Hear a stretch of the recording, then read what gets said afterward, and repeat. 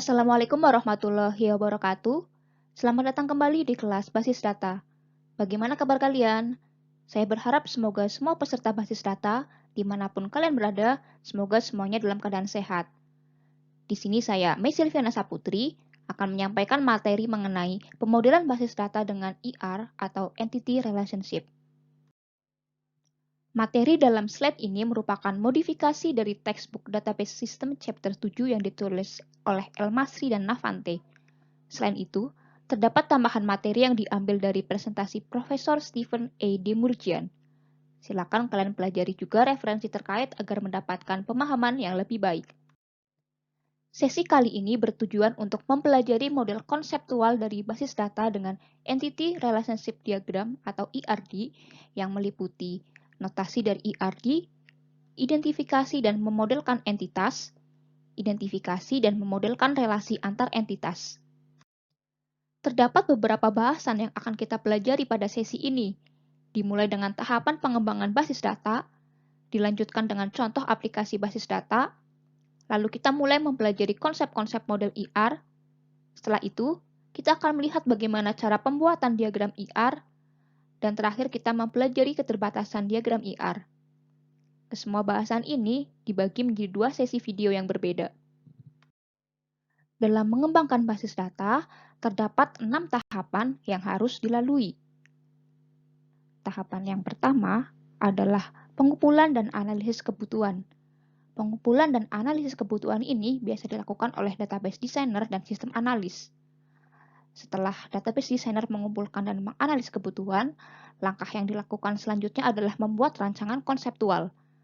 Rancangan konseptual diterapkan pada ERD, di mana diagram ini sifatnya merupakan rancangan high level yang tidak terlalu teknis sehingga bisa dipahami oleh user yang tidak mengerti teknis. Disinilah terjadi proses diskusi mengenai rancangan database antara DB designer dan pengguna atau klien.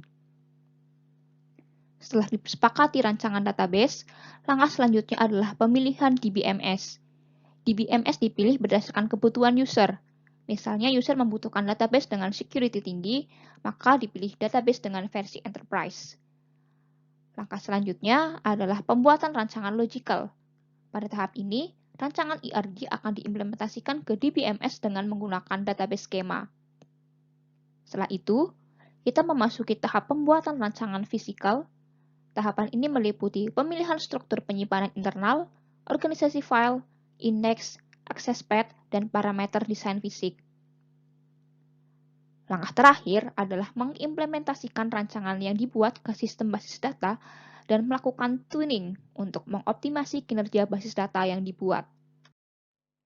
Jika diagram sebelumnya membahas tahapan dari sisi sistem basis datanya saja, maka ilustrasi ini menggambarkan tahapan pengembangan basis data dari sisi basis data dan juga pengembangan aplikasinya. Pertama, di sini terdapat sebuah mini world. Mini world ini merupakan masalah sehari-hari atau case yang akan dibuat sistem basis datanya. Dari case tersebut, database designer dan juga sistem analis melakukan pengumpulan requirement di sini dan juga melakukan analisis terkait kebutuhan atau requirement tersebut. Requirement ini terdapat 2 bentuk, yaitu requirement yang berupa kebutuhan fungsional untuk pengembangan aplikasi dan juga requirement yang berhubungan dengan data. Jadi di sini di sisi sebelah kiri ini merupakan tahapan yang dilakukan untuk pengembangan aplikasi yang dilakukan oleh software engineer, sedangkan yang di sebelah kanan ini merupakan tahapan yang dilakukan oleh database engineer ataupun database designer untuk mengimplementasikan basis data. Di sini dari functional requirement ini akan dihasilkan sebuah dokumen yang berisi kebutuhan fungsional. Dalam dokumen functional requirement ini berisi analisis fungsional yang berisi spesifikasi aplikasi yang akan dibuat, namun spesifikasi ini masih dalam level high level transaction, artinya itu spesifikasi yang dibuat masih bersifat non-teknis. Lalu dari tahap data requirement di sini dihasilkan requirement dalam bentuk conceptual design, jadi dituangkan dalam conceptual design. konseptual design ini diimplementasikan misalnya dalam bentuk diagram entity relationship. Sifatnya juga sama. Di sini konseptual skema itu masih bersifat rancangan yang bersifat high level atau non teknis. Dan tahap-tahap di sini baik dalam fungsional analisis di sini dan juga konseptual design di sisi database itu masih bersifat DBMS independen, artinya tuh belum bergantung atau belum diimplementasikan ke DBMS. Namun di sini jika kita melihat logical design, dia itu berada di tengah-tengah antara DBMS independen dan juga DBMS spesifik. Maksudnya di sini pada tahap logical design itu terdapat pemetaan dari konseptual ke bentuk logical design atau implementasi database-nya. Dalam tahap desain itu sendiri masih dalam bentuk di luar DBMS, tapi ketika kita akan mengimplementasikannya itu logical design ini sudah diimplementasikan di DBMS yang lebih spesifik. Lalu dari tahap rancangan logical ini akan dihasilkan sebuah skema di database skema yang sudah spesifik di DBMS. Lalu dari tahap perancangan logical ini akan dilakukan perancangan desain database secara fisik, misalnya perancangan indeks, akses path, dan juga storage. Lalu segala spesifikasi dari semua rancangan baik itu secara logical maupun physical ini akan disimpan pada internal skema. Lalu di sini dari physical design maupun internal skema ini nanti akan diimplementasikan pada aplikasinya. Jadi di sini ada application program design itu dia mengacu dari database skema yang ada di DBMS. Lalu untuk internal skemanya itu nanti dia akan diimplementasikan menjadi sebuah transaksi yang ada di aplikasi, di mana transaksi ini akan diimplementasikan pada program aplikasi. Kita mulai pembahasan mengenai skema bisnis. Tahap pertama dalam pengembangan basis data adalah pengumpulan kebutuhan dan juga analisisnya. Di tahapan ini dihasilkan skema bisnis organisasi atau perusahaan. Skema bisnis ini mencakup beberapa hal seperti aktivitas bisnis, cakupan bisnis dan semua aspek di dalamnya, struktur organisasi, kebijakan standar, serta prosedur operasional untuk mengatur aktivitas bisnis. Skema bisnis tersebut dituangkan dalam bentuk ERD atau Entity Relationship Diagram. Selanjutnya, kita akan pelajari bersama contoh aplikasi basis data. Di contoh ini, akan dibuat sebuah basis data company. Berikut ini adalah requirement atau kebutuhan dari basis data tersebut. Pertama, company memiliki beberapa departemen dengan spesifikasi. Tiap departemen memiliki nama, nomor, lokasi, dan seorang pegawai yang memanage departemen. Lalu, satu departemen dapat berlokasi di beberapa tempat. Tanggal mulai kerja dari manajer perlu disimpan. Selanjutnya, tiap departemen mengontrol proyek, dan tiap proyek memiliki nama, nomor, dan berlokasi di suatu tempat. Requirement atau kebutuhan basis data company yang selanjutnya adalah data pribadi pegawai meliputi SSN, name yang terdiri dari first name, middle name, dan last name, address, salary, sex, dan birth date. Di sini, pada tiap employee yang bekerja pada suatu departemen, namun dapat terlibat pada beberapa proyek yang tidak harus di departemen yang sama dengan pegawai.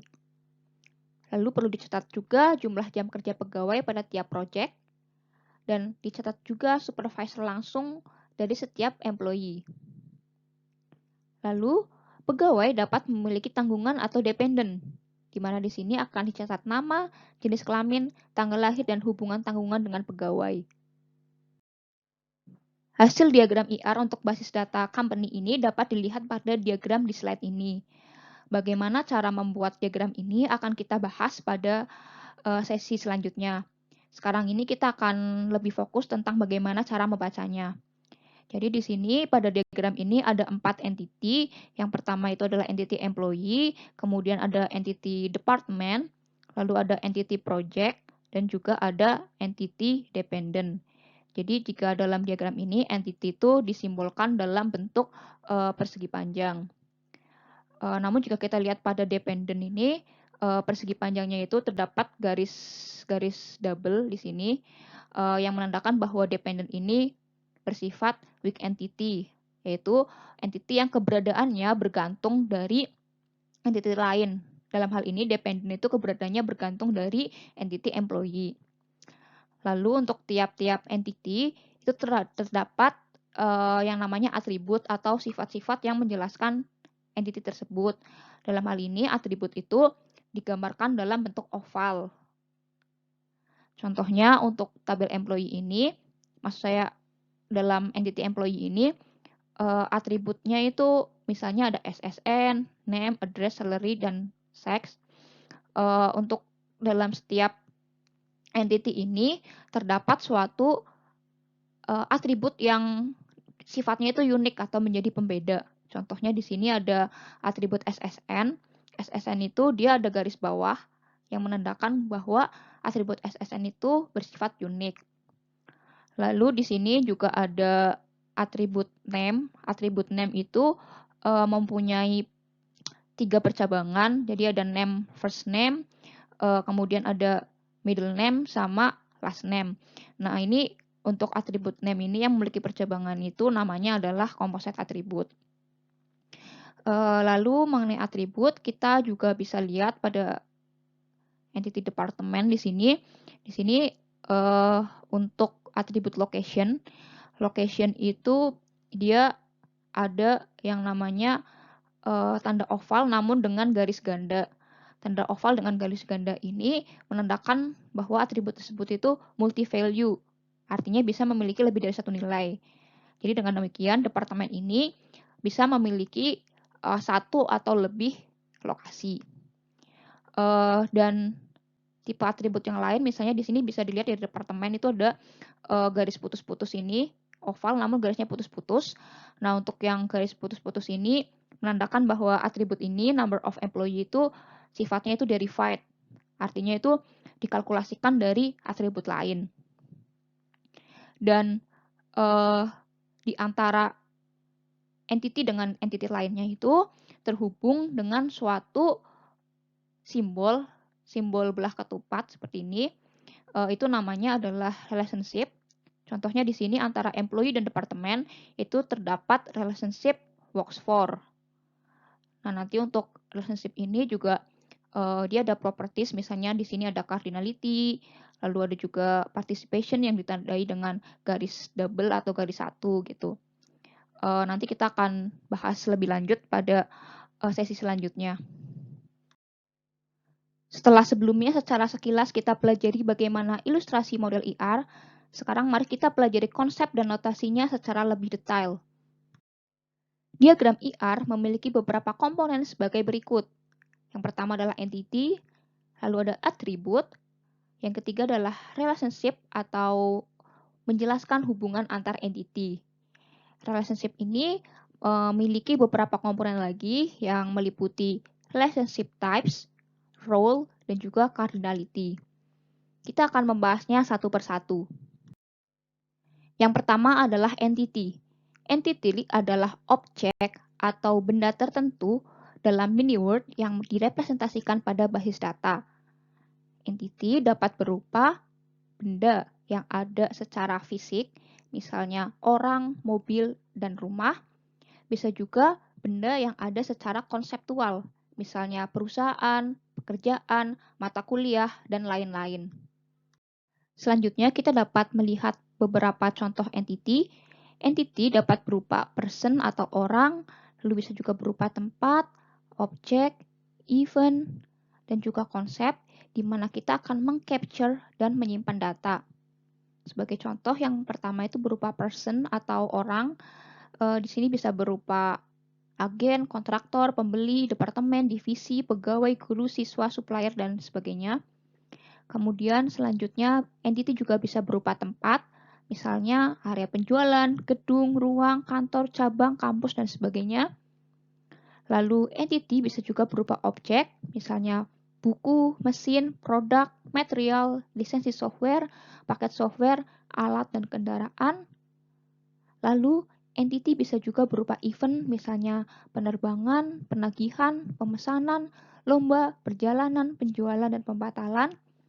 Dan yang terakhir, entity bisa juga berupa konsep, misalnya akun, blok, waktu, kuliah, kualifikasi, dan stok. Konsep yang kedua adalah atribut. Atribut adalah sifat-sifat yang digunakan untuk menerangkan entity. Suatu entity tertentu akan memiliki nilai untuk tiap atributnya. Sebagai contoh, employee entity tentu memiliki name, contohnya Budi, SSN atau nomor pegawai misalnya 123456789, dan juga address, misalnya Depok, seks atau jenis kelamin, misalnya male, dan birth date, misalnya 5 Januari 1955. Setiap atribut memiliki himpunan nilai yang berasosiasi dengannya. Dan hal ini disebut sebagai tipe data. Sebagai contoh, integer, string, subrange, enumerate type, dan sebagainya. Atribut sendiri memiliki beberapa tipe. Yang pertama adalah simple atribut, yaitu atribut yang memiliki nilai atomic tunggal. Contohnya adalah SSN atau nomor pegawai, di mana dalam satu orang pegawai pasti dia dipastikan hanya memiliki satu SSN saja. Jadi nilainya sudah pasti tunggal satu itu saja. Dan juga contoh yang lain adalah jenis kelamin. Lalu atribut yang kedua adalah composite atribut, yaitu atribut yang terdiri dari beberapa komponen. Contohnya yang pertama di sini adalah address atau alamat yang bisa tersusun dari komponen nomor rumah, nomor apartemen, street, city, state, zip code, dan juga country. Begitu juga dengan nama. Nama orang itu bisa terdiri dari 3 komponen, yaitu first name, middle name, dan juga last name. Composite atribut ini digambarkan dalam bentuk hierarki. Lalu ada juga multi-value atribut, di mana multi-value atribut ini dalam satu entity ini bisa memiliki beberapa nilai. Contohnya, misalnya warna dari sebuah mobil itu bisa lebih dari satu. Begitu juga gelar dari pegawai, misalnya pegawai yang sudah menamatkan pendidikan sampai S3 tentu ada beberapa gelar yang dia miliki. Dan sebuah multi-value atribut ini akan dinyatakan dengan kurung kurawal. Misalnya di sini kurung kurawal kurung tutup warna, terus kurung kurawal gelar. Atribut composite dan juga multi-value dapat dibuat bersarang atau nested. Misalnya di sini ada previous degree yang sifatnya multi-value, karena di sini bisa lihat simbolnya itu kurung kurawal. Artinya satu orang bisa memiliki beberapa degree. Dan untuk tiap degree itu dia tersusun dari 4 atribut, atau di sini disebut atribut composite. Di sini ada 4 yang jadi komponennya itu college, year, degree, dan juga field. Sebagai contoh, misalnya kita ilustrasikan ada suatu employee, misalnya dia untuk atribut, misalnya di sini education-nya itu bersifat multi-value. Jadi dia ada 2 education di sini, sarjana dan juga magister. Lalu untuk masing-masing atribut itu dia bersifat composite karena dia ada atribut yang lebih rinci yang menyusunnya. Misalnya untuk sarjana, dia college-nya UI, year-nya 2015, degree-nya S1, field-nya CS. Itu juga untuk yang education yang kedua, dia punya gelar magister juga yang didapat dari UI tahunnya 2017, degree-nya S2 dan field-nya CS. Nah, ini adalah contoh nested attribute yang di dalamnya itu multi-value dan juga composite. Selanjutnya ada atribut yang lain, yaitu store versus derived attribute. Store attribute dia merupakan atribut yang biasa atau reguler di sini, di mana nilai atribut itu tersimpan langsung di database. Dan di sini ada juga yang namanya derived attribute. Derived attribute merupakan atribut yang nilainya itu diturunkan atau dikalkulasikan dari store atribut. Sebagai contoh di sini ada birth date. Birth date itu dia merupakan regular atau store atribut karena nilainya itu tetap satu employee misalnya birth date-nya pasti tetap itu saja, tanggal itu saja. Jadi dia bisa langsung disimpan di sebuah atribut biasa. Dan hal ini berbeda dengan age, di mana age itu kan pasti berubah tiap tahunnya. Dan age ini bisa dikalkulasikan dari birth date ini. Misalnya di tahun ini sekian tahun depan akan bertambah lagi, tahun depan bertambah lagi, dan seterusnya, di mana itu dikalkulasikan dari tahun saat ini dikurangi tahun birth date gitu misalnya. Dan sifatnya itu terus berubah, makanya dia disebut si age ini sebagai derived attribute. Dan derived attribute ini bisa langsung disimpan di DB juga, tapi nanti akan terus diupdate. Dan opsi yang kedua itu bisa juga derived attribute ini tidak perlu disimpan di database, tapi dia langsung dijalankan dari program aplikasinya. Tipe atribut lain yang dibahas di sini adalah nilai nol. Nilai nol artinya adalah nothing, bukan nol dan juga bukan spasi kosong. Jadi kita tidak bisa mengolahnya sebagai angka atau string. Lalu dalam kondisi apa saja atribut dapat bernilai nol? Yang pertama adalah not applicable. Misalnya nama pasangan untuk orang yang belum menikah. Yang kedua adalah unknown. Unknown ini juga memiliki dua kondisi. Yang pertama itu adalah missing. Missing artinya nilainya ada tapi belum diketahui. Misalnya dalam formulir pendaftaran mahasiswa, kolom tinggi badan tidak diisi sehingga nilai atribut bernilai 0. Lalu yang kedua adalah artinya adalah not known. Not known artinya kita tidak tahu apakah nilai tersebut ada. Contohnya nomor telepon rumah bisa jadi ada yang memiliki dan bisa jadi ada juga yang tidak. Kita akan lihat contoh entity beserta nilai atributnya. Ada dua contoh di sini, ada entity employee dan juga ada entity company. Pada entity employee terdapat 4 atribut yaitu name, kemudian ada address, ada juga age dan juga home phone. Pada contoh ini ada E1. E1 merupakan entity set atau salah satu instance yang ada pada entity employee. Contohnya instance di sini misalnya ada employee dengan nama John Smith. John Smith ini memiliki alamat di Kirby, Houston, Texas. Dan untuk employee ini dia memiliki usia 55 tahun dan ini adalah nomor rumahnya. Dan selanjutnya untuk entity company, dia ada 3 atribut yaitu name, headquarter, dan juga presiden. Sebagai contoh di sini ada satu entity set yang namanya C1. C1 ini merupakan instance atau bisa disebut juga sebagai item yang ada di entity company ini. Contoh instance-nya di sini ada yang punya nama company dengan nama Sunco Oil.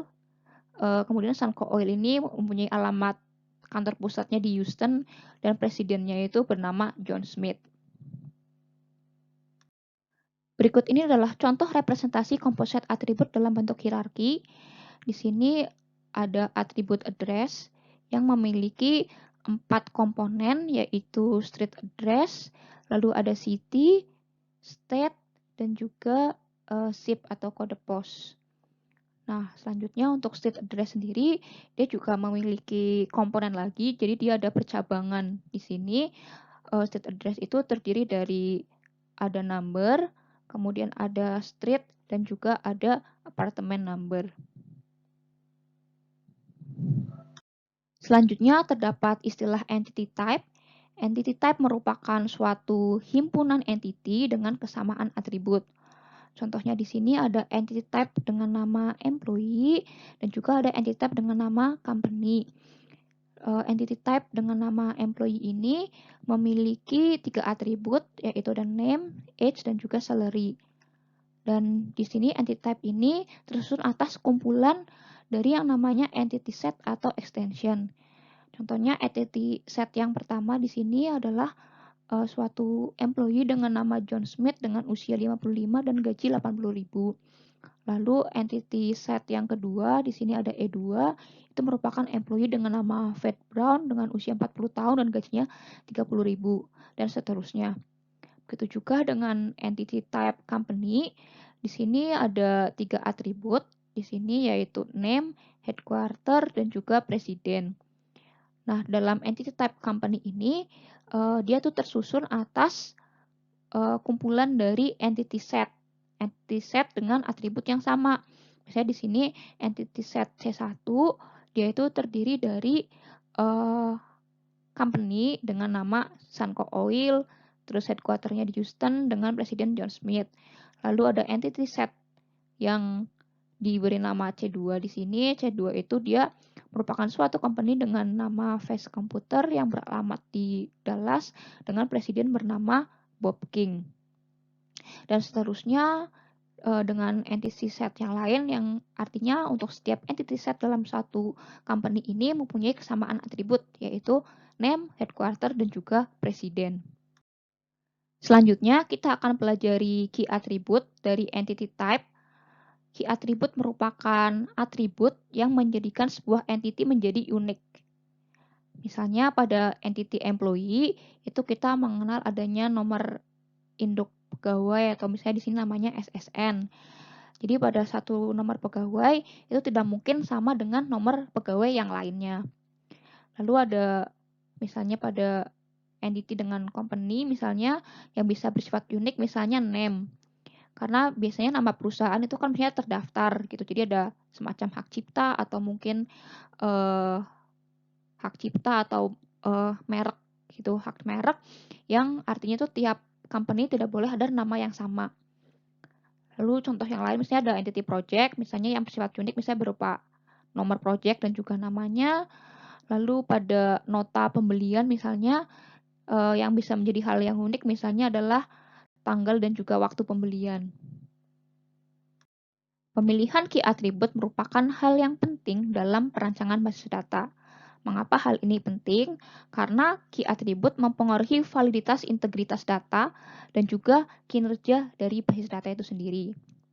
Selain itu, dengan mendeklarasikan sebuah atribut sebagai key, maka akan dideklarasikan juga konsep duplicate not allow.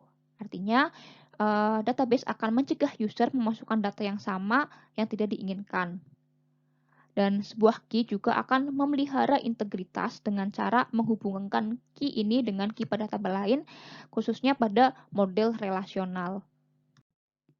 Berikut ini adalah aturan dalam pemilihan key attribute. Yang pertama, key attribute merupakan atribut yang tidak berubah. Sebagai contoh di sini ada SSN atau employee ID, bisa juga nomor plat kendaraan. Atau mungkin dalam kehidupan sehari-hari kita bisa lihat kalau mahasiswa itu yang tidak berubah itu NPM. Artinya dari pertama kali kalian masuk sampai kalian nanti lulus, itu nomor NPM tidak akan pernah berubah. Lalu aturan yang kedua, key itu tidak dapat bernilai 0. Harus punya nilai yang valid. Contohnya, tanggal kelulusan siswa merupakan pilihan yang buruk untuk dijadikan key karena selama mahasiswa itu masih aktif, maka tanggal kelulusan juga pasti akan bersifat 0. Jadi tanggal kelulusan itu tidak baik, bukan hal yang baik, bukan hal yang valid untuk dijadikan key attribute. Lalu dalam pemilihan key attribute ini juga kita harus menghindari key yang memiliki intelligence tertentu atau codes built-in. Codes built-in misalnya contohnya ada kode bangunan. Kode bangunan itu misalnya dapat berubah di kemudian hari, misalnya karena mungkin ada aturan bisnis tertentu, nanti kode bangunannya juga akan berubah, dan hal yang seperti ini sebaiknya jangan dipilih sebagai key attribute. Selanjutnya kita akan pelajari aturan lain mengenai key attribute dan kaitannya dengan jumlah key. Yang pertama, key dapat berupa composite attribute atau atribut yang bisa memiliki lebih dari satu komponen. Contohnya di sini ada vehicle tag number yang berisi komponen number dan juga state, di mana gabungan dari number dan state ini akan membentuk key untuk entity tipe car. Nah, misalnya kalau contohnya di Indonesia itu, misalnya untuk plat number itu kan misalnya diawali dengan state, karena di sini misalnya namanya provinsi, misalnya untuk DKI menggunakan state kodenya itu B, lalu diikuti dengan nomor kendaraannya di belakangnya. Lalu aturan yang kedua yaitu bahwa sebuah entity type dapat memiliki lebih dari satu key. Contohnya di sini untuk key untuk car itu bisa ada dua atribut yang bersifat unik dan bisa dijadikan key. Misalnya hal unik yang pertama adalah vehicle identification number atau yang disebut VIN. Misalnya di sini seperti nomor mesin gitu misalnya, dan juga ada vehicle tag number yang bisa disebut sebagai plat nomor kendaraan. Itu yang merupakan isinya itu ada informasi mengenai wilayahnya, state-nya, misalnya kayak Jakarta B gitu, dan juga nomornya, nomor yang menyertai setelah itu. Nah, jadi untuk entity car ini bisa lebih dari satu atribut yang nilainya unik. Jadi, materi pemodelan basis data dengan IR bagian pertama sudah selesai dibahas. Semoga pembahasan materi ini mudah untuk dimengerti. Setelah ini masih ada bagian kedua dari pembahasan pemodelan basis data dengan IR. Sampai jumpa di materi selanjutnya.